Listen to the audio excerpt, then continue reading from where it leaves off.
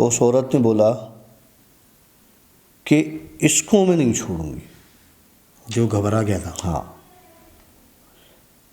इसने मुझे बाथरूम में पहले बुलाया है। अस्तगफिरुल्लाह इन्नल्लाह गफूरुर रहीम। ये जो चीज़ होती है ये इनके खाने की चीज़ होती है।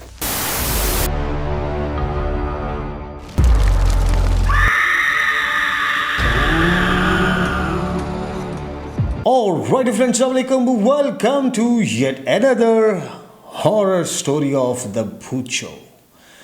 हम उम्मीद करते हैं कि आप लोग हमारी डेली स्टोरीज़ को मस्त किस्म के तरीके से एंजॉय कर रहे हैं। इन स्टोरीज़ को देखने का मज़ा तभी है जब आप माहौल बनाकर सुने, ठीक है। ये स्टोरी समझ लें एक हिसाब का पॉडकास्ट है और आप इसको सुन रहे हैं, महसूस कर रहे हैं। हमने लाइट्स भी धीमी की हुई हैं ताकि आप लोग एंजॉय कर सकें माहौल को। जो वीडियोस देखते हैं हमारा, कुछ एक्सप्रेशंस देखते हैं, कुछ ढूंढते हैं कि कमरे में कोई साया नज़र आ जाए, कोई ऐसी चीज़ नज़र आई जो पास्ट में जो कि काफ़ी बार नज़र आ चुकी हैं।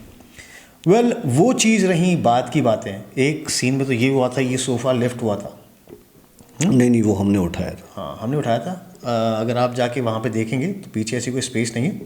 दूसरी बात ये कि ये इतना भारी सोफ़ा है, हमने फिर उस व्लॉग में बताया भी था, दूसरे व्लॉग में उसके, कि भाई ये इतना भारी सोफ़ा है कि ये नॉर्मली मैं और काशिफ नहीं उठा सकते। ये ख़ानदानी है, मतलब मेरी अम्मी की दहेज का सोफ़ा है। इसको खाली मैंने कवर करवाया था। अभी दरवाज़ा खुला था, बच्चे के शेडो चले थे, इस कुर्सी पे आग लगी थी, सब हमने खुद किया। और वहाँ पर उस पे से किसी ने मुंह निकाल के पीछे देखा भी था, बच्चे ने देखा था। हाँ। वेल, अब जो भी है ये सारी स्टोरीज़ हैं। अब जब आप लोग हमें सीरीज़ में देखते हुए आएंगे तो फिर आप लोगों को सब चीज़ें बड़ी क्लियर नज़र आएंगी, ठीक है जी। तो वेल, मैं हूँ आशी और हमारे साथ मौजूद हैं the one and only doctor Kashif अपनी लेजेंडरी स्टोरीज़ के साथ। डॉक्टर काशिफ जिन्होंने भी अभी हमें ज्वाइन किया है कुछ ही वक्त में, ज़रा सा छोटा सा एक शॉर्ट इंट्रो देता हूँ डॉक्टर काशिफ के बारे में। डॉक्टर काशिफ वो चीज़ हैं जिनके साथ बचपन में कुछ ऐसे इंसिडेंट्स हुए और उन इंसिडेंट्स की वजह से, जिस तरह हमारे पास नॉर्मली बच्चों के साथ घरों में होता है कि बच्चे कोई चीज़ बताते हैं और हम उनकी बात पे एतबार नहीं करते हैं, और उसके बाद बच्चा जिसको डिप्रेशन का केस दे दिया जाता है, जिसको साइकेट्रिस्ट के पास भेज दिया जाता है। लेकिन ऑफ कोर्स जब इस दुनिया में ये दो मखलूक हैं, जैसे इंसान और जिन्नात, तो जिन्नात जब इस तरीके से अपना रिएक्ट करना शुरू करते हैं, लोगों को दिखना शुरू करते हैं, तो वो डॉक्टर काशिफ जैसे लोग बन जाते हैं। डॉक्टर काशिफ को चलते फिरती बहुत सारी चीज़ें नज़र आ जाती हैं और उसके बाद वो ख़ुद भी कंफ्यूज होते हैं। जिस तरह हमने अपनी पिछली स्टोरी में भी एक स्टोरी सुनाई थी कि एक बंदे को एक चीज़ नज़र आई, एक मखलूक नज़र आई, और उसके बाद जब लोगों ने, उस गाड़ी का एक्सीडेंट हुआ, जो ड्राइवर था, एक्सीडेंट हुआ, एक्सीडेंट के बाद लोग, ये कह रहा है बंदा कि वो जो बंदा दूसरा मरा है मेरे साथ, उसको उठाओ, तो वो कह रहे हैं कि भाई ये शायद एक्सीडेंट के सदमे में। तो वेल, ये चीज़ें होती रहती हैं, चीज़ें नज़र आती हैं जिन लोगों को उनकी लाइफ कितनी तकलीफ़ों के साथ गुज़रती हैं, वो मैंने ख़ुद ने पर्सनली तब महसूस करना शुरू किया जब हम लोग ये जिन स्टोरीज़, हमने तकरीबन 1.5 साल हो गया, 1 साल होने को है। हाँ, तो हमने तकरीबन जब से ये स्टोरीज़ रिकॉर्ड करना शुरू की हैं, मैं ख़ुद अब इन चीज़ों से काफ़ी वाकिफ़ होना शुरू हुआ हूँ। डॉक्टर साहब, चलते हैं अपनी आज की लेटेस्ट स्टोरी के साथ। तो क्या सुनाने जा रहे हो आज? हमने इस स्टूडियो में लास्ट सीज़न में एक एक्सपेरिमेंट किया था आशी के कहने पे कि कैंडल रखी हमने। आशी साहब ने कहा कि जी काशिफ, मुझे साबित करो कि इस रूम में कुछ है। तो मैंने इसे कहा था कि आशी, तुम जितनी बार बोलोगे ये कैंडल उतनी बार बुझेगी। तो ऐसा ही हुआ और काफ़ी लोगों ने इस चीज़ पे हमें क्रिटिसाइज़ किया कि जी तुम्हारे पास, तुमने फूंक मारी है, किसी ने बोला तुम्हारे पास ये बंदा था, बड़ी अच्छी तुम लोगों ने टेक्निक इस्तेमाल की, बुझी हुई को जला के दिखाओ। मैंने आशी से कहा था, आशी किसी दिन मैं बुझी हुई कैंडल भी जला के दिखा दूंगा इनको, मेरे लिए कोई मसला नहीं है। खैर, उस एपिसोड को देख के हमारे 2 व्यूअर्स हैं, उन्होंने ये हरकत की, कैंडल वाली। और वो करने के बाद वो बहुत बुरी तरीके से फंस गए। ओके। अच्छा वेल, एक और चीज़ बताता हूँ। डॉक्टर काशिफ ने नेगेटिव वाले कमेंट्स तो बता दिए, लेकिन कुछ पॉजिटिव कमेंट्स भी थे, जिनमें से एक पारत गोदरा गोदरा इस तरह नाम था ना, उन्होंने हमें, उनको भी इस तरह की मखलूक नज़र आती है। तो उन्होंने कंफर्म किया था कि डॉक्टर साहब मैं आप पे बिलीव करता हूँ, क्योंकि मैंने आप दोनों के बीच में एक तीसरी औरत देखी है, जो कि लंबी क्या काली स्याह औरत है, और वो औरत आपको क्रॉस करने के बाद इस कैंडल को आके बुझाती है। जब जब आप उसको बोलते हो वो आके उस कैंडल को बुझाती है। जी डॉक्टर साहब कैरी ऑन करें। तो उन्होंने कहा कि यार क्यों ना हम अपने स्टोर रूम में जहाँ से अजीबोगरीब आवाज़ें आती हैं वहाँ ट्राई करते हैं। ओके। उन्होंने, दोनों भाइयों ने क्या किया, कैंडल ली, रात को 2 बजे 1:30-2 बजे स्टोर रूम में चले गए, कम घर की लाइट्स वाइट्स ऑफ कर दी, स्टोर की लाइट्स ऑफ करके कैंडल जला दी और कहने लगे कि जी यहाँ पे जो कोई भी मखलूक है अगर है तो इस कैंडल को बुझा के दिखा दे। तो कहने लगे कि हमने 1 बार बोला, 2 बार बोला, 3 बार बोला, कैंडल नहीं बुझी। हमने क्या किया, बोला, हमने कहा यार ये फिर हमारा वहम है, कैंडल बुझी नहीं है। हमने कहा यार चलते हैं, फजूल है ये दोनों जो है ना, ये ऐसे ही हमें टोपी पहनाते रहता है, ये लोगों को पागल बना रहा है। बोला मेरे भाई ने फूंक मार के कैंडल बुझाई, हम उठने लगे तो कैंडल जल गई।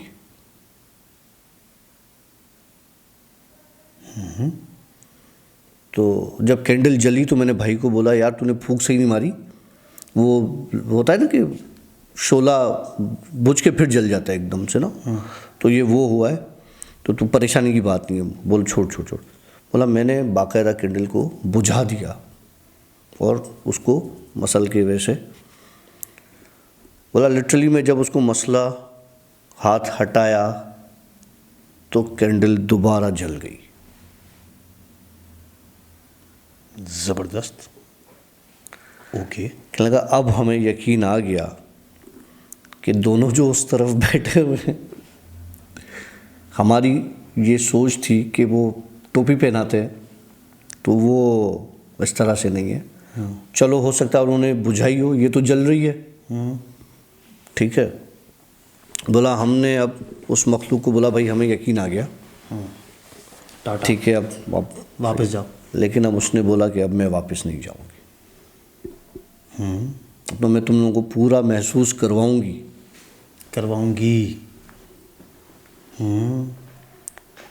बोला उस कैंडल को हमने बुझाया, हम वापस आए तो हमारे वो कैंडल हमने स्टोर में ही रखी, हम अपने कमरे में घुसे तो वो कैंडल हमारे कमरे में हमसे पहले मौजूद थी। सेम कैंडल और वो जल रही थी। बूम। ये हमारे 2 व्यूअर्स हैं भाई, ये उनका किस्सा है जो हमारे व्लॉग्स देखते हैं, जो इन चीज़ों पे यकीन नहीं रखते थे। बोला अब हमें डर लगना शुरू हो गया, यार ये मामला अब ख़राब हो गया। उन्होंने मुझे इंस्टा पर रात को 2:30 बजे DM किया। मैंने पढ़ा नहीं, मैं सो रहा था। मैं सुबह उठा, तकरीबन कोई 7:30-8 बज रहे थे। मैंने मोबाइल चेक किया तो उनके जो है वो आए हुए थे मैसेजेस, काशिफ भाई अर्जेंट टॉक करनी है, अर्जेंट बात करनी है, ये करना। मैंने कहा यार ये आते रहते हैं, तो मैंने कहा अभी तो ऑफिस का टाइम है और मैं टाइम निकाल के ऑफिस से इनसे बात कर लूँगा। बहरहाल मैं ऑफिस गया, मैं भूल गया, काम बहुत था, बिजी था। शाम में आया तो उनके कोई 60-70 मैसेजेस आए हुए थे, सब वॉइस नोट्स थे। अब मैं 60-70 वॉइस नोट इकट्ठे मतलब सुनना, एक बंदा ऑफिस से आया है और ये वो। बहरहाल मैंने वो लगाए, एक सुना कैंडल वाला, दूसरा सुना कैंडल वाला, तीसरा सुना कैंडल वाला, तीसरा। उसके बाद इनके रोने की आवाज़ें आना शुरू हुई। कि लिटरली रो रहे हैं, और वो सारे मैसेजेस रात के आए हुए, दहाड़े मार के रो रहे हैं, हमारी जान बचाओ, हमारी जान बचाओ, हमारी जान बचाओ। जब मैंने ये सोचा तो मैंने उसी वक्त उनको वहीं से कॉल मिला ली। वीडियो कॉल पर आप लोग यकीन नहीं करेंगे, जब उस लड़के ने कॉल उठाई, उसने रोना शुरू किया, तो एक भयानक सी औरत यूँ सामने आई और यूँ वापस बैक हो गई। आपने देखी? मैंने देखी। मैं समझ गया कि ये इनके साथ बहुत बुरा होने वाला है, वो हो चुका है बल्कि। मैंने उनको नहीं बताया कि मैंने क्या चीज़ देखी है। मैंने उनसे कहा क्या हुआ मुझे बताओ। कहने लगे काशी भाई हमसे ये गलती हो गई है। मैंने कहा अच्छा, अब होनी थी तो वो तो हो गई, अब उसको कुछ नहीं कर सकते। मैंने कहा वो कैंडल कहाँ है? कहने लगा हम आपको बता नहीं सकते कि वो कैंडल कहाँ नहीं है। मतलब हर जगह है? मतलब वो हर जगह है, हमारे घर के हर कोने पे। मेरा वालिद परेशान हो गया, मेरी माँ परेशान हो गई, कैंडल्स कोने पर रखी किसने सुबह में? बोला हम उठाते हैं, एक जगह रखते हैं, वो कैंडल्स फिर फैल जाती हैं अलग अलग जगहों। खुद ब खुद। बोला ये एक दिन में हुआ है, एक दिन में। बोला हमारी मदद करें, हमें समझ में नहीं आ रहा। मैंने कहा एक काम करो, जो कैंडल जहाँ पड़ी हुई है वो जलती है या बुझती है? कहने लगा जली हुई है। मैंने कहा उसको बुझाओ नहीं, उसको जलने दो। ठीक है। जितना जल सकती है उसको जलने दो, बुझाओ नहीं। और कहाँ रहते हो? तो उन्होंने एड्रेस बताया कि यहाँ रहते हैं। अब रात के मैं ऑफिस से थका हुआ पहुँचा हूँ 6:30 बजे। थोड़ी पुरानी बात है, जब ये कैंडल वाला एपिसोड हुआ था उसके बाद की बात बता रहा हूँ। ओके। 6:30 बजे मैं घर पर पहुँचा हूँ। इनसे मेरी बात हुई है 8:30 बजे तक, मेरी ये इनसे बात हो गई। मैंने वज़ू किया, उसल किया, एड्रेस का पता लिया, वो मेरे घर के कहीं ज़्यादा दूर नहीं थे। तो मैंने गाड़ी निकाली और उनके घर पर पहुंच गया। उन्होंने लोकेशन शेयर की, मैं उनके घर पे पहुंच गया। उनके घर बाहर कैंडल इतनी देर नहीं जल सकती, उनके घर के दरवाजे पे कैंडल जल रही थी। ओके। ये आया बंदा बाहर, इसने मुझे लिया, मैं इसके घर में घुसा, कैंडल बुझ गई। एक कैंडल बुझ गई। मैंने कहा मुझे वो स्टोर दिखाओ जहाँ से तुम लोगों ने स्टार्ट किया था। मैं उस स्टोर में गया और इन दोनों को लेके गया। मैंने कहा मेरे साथ आओ। मैंने कहा वो कैंडल लाओ जो तुम लोगों ने जलाई थी पहले, जिसको तुम लोग बुझाने का कह रहे थे और जो जल गई थी, वो कैंडल ले आओ। अब कैंडल सब एक जैसी। ठीक हो गया। कौन सी कैंडल थी कुछ पता ही नहीं। बोले यार काशी भाई हमें तो पता ही नहीं है। लिटरली मैं उस स्टोर में मौजूद था। वो इतनी भयानक औरत थी, इतनी भयानक औरत थी।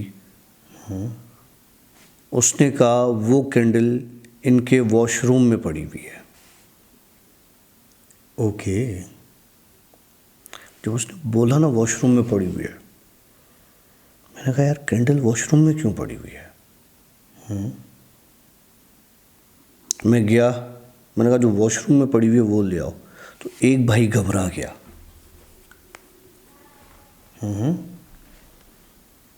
जब वो कैंडल लाया तो उस औरत ने बोला कि इसको मैं नहीं छोड़ूंगी। जो घबरा गया था। हाँ, इसने मुझे बाथरूम में पहले बुलाया है,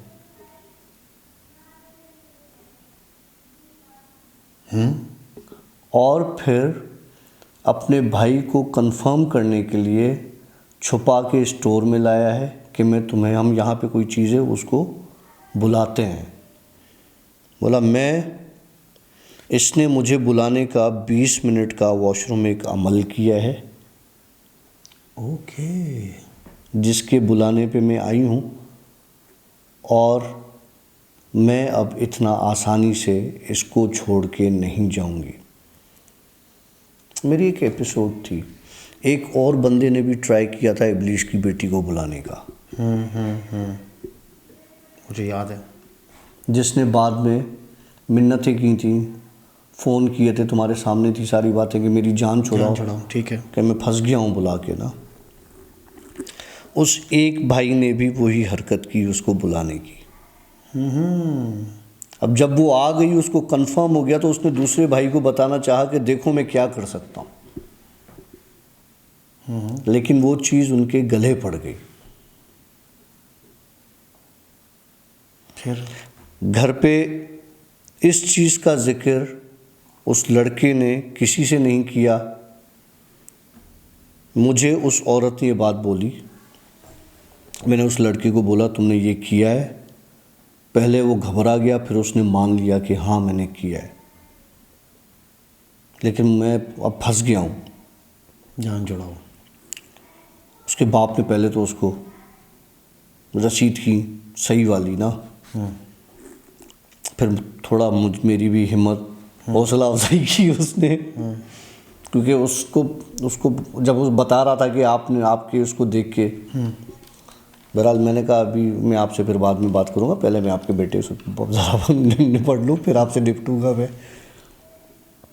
बहरहाल उस वॉशरूम में मैं गया, वो औरत उसी वॉशरूम में आई, उस लड़के को ले गया। मैंने कहा मुझे बताओ, ये बच्चा है, गलतियां हो जाती हैं, कैसे जान छोड़ोगी? छोड़ के जाओ, मर जाएगा। शर्त पता है क्या रखी है? सारी ज़िंदगी ये शादी नहीं करेगा। ओ तेरी खैर। उस पागल ने इससे जान छुड़ाने के लिए फ़ौरन वादा कर लिया, हाँ मैं शादी नहीं करूँगा, मैं शादी नहीं, मेरी जान छोड़ो बस, तुम जाओ। उस औरत ने 3 बार उससे पूछा, उसने 3 बार यही बात की, और वो औरत चली गई। मैंने उसको बोला तूने बहुत गलत वादा कर लिया है, अब तुम शादी नहीं कर सकते। कहला यार काशी भाई कोई रास्ता निकाल लेंगे, फ़िलहाल तो जान छुड़ाई। उसने जब ये बात बोली कोई रास्ता निकाल लेंगे, उसके वॉशरूम का शीशा बाकायदा ब्लास्ट होके फटा। ओए होए होए, कि रास्ता कोई नहीं निकालेगा, मैं हूँ इधर ही, लेकिन अब मैं करूँगी कुछ नहीं, ना इसको नज़र आऊँगी ना कुछ करूँगी, लेकिन हूँ इधर ही, बस शादी नहीं होने दूँगी इसकी।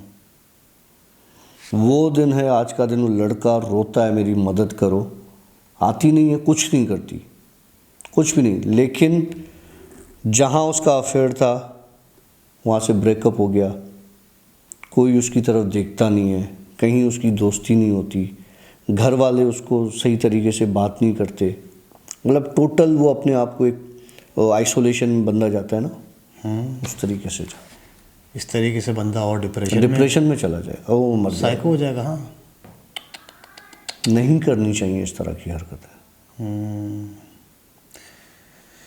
या अल्लाह रहम, अल्लाह माफ़ करे, अल्लाह उसको अपने हिफ्ज़-ए-ज़बान में रखे।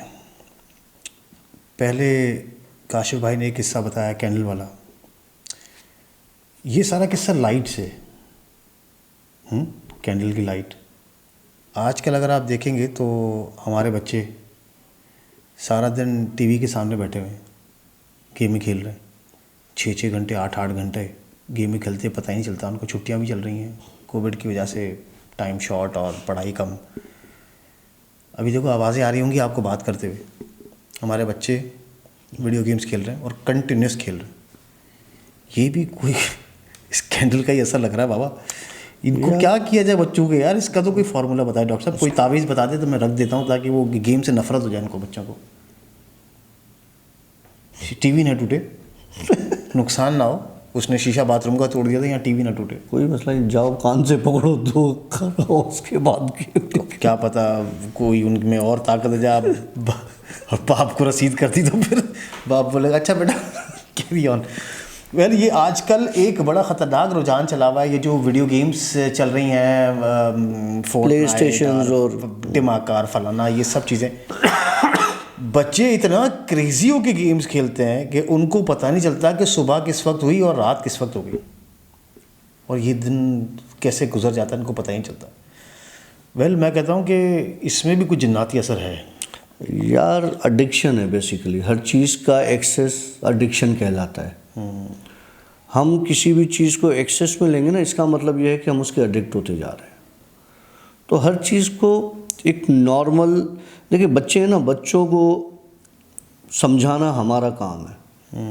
अगर आप या माएँ या बाप बच्चों से जान छुड़ाने के लिए एक चीज़ उनके हाथ में दे दी कि यार शोर तो नहीं कर रहे ना, एक जगह बैठे हुए हैं, वो जो एक जगह बैठे हुए ना, वो एक जगह बैठना उनकी एडिक्शन होती जा रही है। और देखें अभी मेरा भाई जो छोटा भाई है, वो कुछ दिन पहले कंप्लेन कर रहा था कि यार सारा दिन गाड़ी में जर्नी कर करके ना ऑफिस के काम, और मुझे कभी और दूसरे प्रोविंस पे जाना पड़ता है, किसी और शहर में जाना पड़ता है, सारा दिन ट्रैवल, तो मुझे बैक एक हो गया। ठीक है, तो अब हमारे बच्चे भी सारा दिन जो है वो गेम्स खेल रहे हैं, उनको भी बैठे बैठे आखिर यही होगा। असल में उनका बॉडी पोस्चर जो है ना, आप देखोगे हमारे पास कोई DAC का सिस्टम तो है नहीं कि डिस्प्ले स्क्रीन इक्विपमेंट के तौर पर उसके रूल्स के हिसाब से कि 90 एंगल में आपके हाथ होने चाहिए, आपकी बॉडी जो है वो बिल्कुल स्ट्रेट होनी चाहिए, आपकी कुर्सी ऐसी होनी चाहिए। वो बच्चों का पोस्चर ऐसा वो होगा क्या कि हमारी आगे वाली नस्लें ना वो कुबड़ी होना शुरू हो जाएंगी। ओ अल्लाह रहम करे। ओए होए होए, मतलब आप बीइंग अ डॉक्टर बता रहे हो? हाँ, बीइंग अ डॉक्टर बता रहा हूँ कि कुबड़ी होना शुरू हो जाएंगी, क्योंकि एक कंटिन्यू एक बच्चा बैठ के ऐसे गेम खेल रहा है, एक तो उसके दिमाग पर असर पड़ेगा, दूसरा उसकी नज़र पर असर पड़ेगा, तीसरा उसकी कमर पर असर पड़ेगा, स्पाइन पर। तो उसकी ग्रोथ होगी, सीधे होने की जगह वो यूं ग्रोथ होगी, तो वो बड़ा असर पड़ेगा। फिर वो चीज़ आपकी जीन में आ जाएगी और फिर आगे की नस्लें आपकी कुबड़ी पैदा होंगी इस तरह से। अल्लाह माफ़ करे भाई, अल्लाह माफ़ करे। वेल आई होप कि आप लोगों ने हमारा आज का सेशन एंजॉय किया होगा। आज हमारे एक बड़े अच्छे व्यूअर कराची से आए हुए हैं, तो अभी हम जाएंगे ज़रा उनसे मिलने के लिए, हमसे मिलने के लिए स्पेशली आए, तो किसी चाय के कप पर बैठ के उनसे कचहरी मारेंगे और फिर आपको बताएंगे कि उधर क्या हुआ। तो होगा ज़रूर कुछ ना कुछ, अल्लाह रहम करेगा, क्योंकि वो भी यही बंदा बात कर, देखो यार कैसे बातें मैच होती जा रही हैं। वो बंदा भी यही कंप्लेन कर रहा था उस दिन काशिफ से। याद है एक बंदे ने मैसेजेस किए थे कि काशिफ भाई से पूछ के बताओ, मैंने सारे इलाज करवा दिए हैं, हुण की है, आगे देख प्लीज़। तो वो बंदा बता रहा था कि मेरा बैक हो गया है और मुझे मेरी नर्व जो है वो दबी हुई है पीछे बैक से, याद है? तो तूने कहा था कि भाई ने इसका इलाज तो मेडिकल, ये ऑपरेट होगा और ये होगा जो भी होगा, रूहानी राज तो यही होगा कि अल्लाह का नाम करें, नमाज़ पढ़ें और इबादत करें। फिर आपने उनको बताया था। तो आज वो हैदराबाद आए हुए, आज हम उनसे मुलाकात करने जा रहे हैं, और अगर आप भी हमसे मुलाकात करना चाहते हैं, हमारे साथ बातें करना चाहते हैं, तो मोस्ट वेलकम। हम आपको दोनों हाथों के साथ वेलकम करेंगे। और हम लोग अल्हम्दुलिल्लाह जिस कल्चर से बिलोंग करते हैं, हम लोग बड़े मेहमान नवाज लोग हैं। और एक हमारे बड़े एक अच्छे दोस्त हैं, एक हमारे व्यूवर हैं, वो आए थे पहले तो सना बकेट के चैनल से वो आए थे। सना बकेट, थैंक यू वेरी मच, आपने हमें शाउट आउट दिया हुआ था। तो वो बंदे आए और उन्होंने आते के साथ ही जो है ना थोड़ा डिसरिस्पेक्टफुल लैंग्वेज यूज़ की, तो हमने उसको उसी स्टाइल में, मतलब मैंने उसको उसी स्टाइल में उसको रिप्लाई किया। बंदा चिढ़ गया और उसने डायरेक्ट अटैक किया मेरी कौम पर, मेरी लैंग्वेज पर, कि तुम सिंधी जाहिल हो। एंड वो जो टाइम था, वो जो सेकंड था, आई वॉज लाइक, मैं एकदम से ब्लास्ट हुआ हूँ। और मैंने उसको बोला, मैंने कहा भाई जाहिल आप हो। अब समझिएगा बात, देखिए एक बंदा मुझे जाहिल कहेगा, मेरी कौम को जाहिल कहेगा, मेरे रिलीजन को कोई कुछ कहेगा, मेरे मुल्क को कोई कुछ कहेगा, तो ऑफ कोर्स मैं बर्दाश्त नहीं कर सकूँगा, कोई बर्दाश्त नहीं करेगा।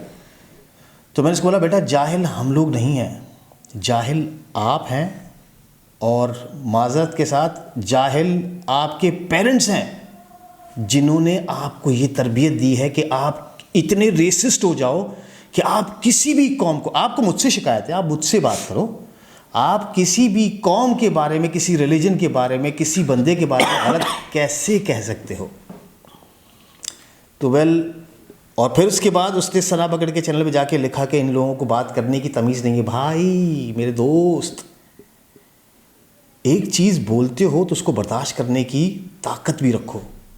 ये थोड़ा सा एक सेंसिटिव टॉपिक हो गया यहाँ पे, मैं इसलिए मैं जो है ना अब ज़्यादा तौर पर कमेंट्स में नहीं आता ही नहीं कमेंट्स में। मैं भी नहीं आता हूँ। खैर मेरे साथ तो दूसरा सीन ये हो गया है कि ये ग्लासेस मेरे को एक पहने में, दूसरे ग्लासेस में यहाँ पे हैंग करके रखूँ, जो ये रीडिंग ग्लासेस है, तो ये 2 ग्लासेस में एक साथ कैरी नहीं कर सकता हूँ। सारा दिन मोबाइल देख देख के मेरे आई साइड बहुत करीब की वीक हो गई।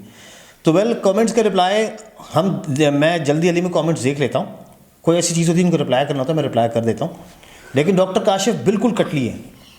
तो ये आप लोगों की मेहरबानी है, कमेंट करें, कुछ भी करें, लेकिन उसको तमीज़ के दायरे में रखें तो ज़्यादा बेहतर है। किसी की कौम पर, किसी के मुल्क पर, किसी की आर्मी पर, किसी के पेरेंट्स पर, किसी की रिलीजन पर आप बात करेंगे तो वो कोई बर्दाश्त नहीं करेगा।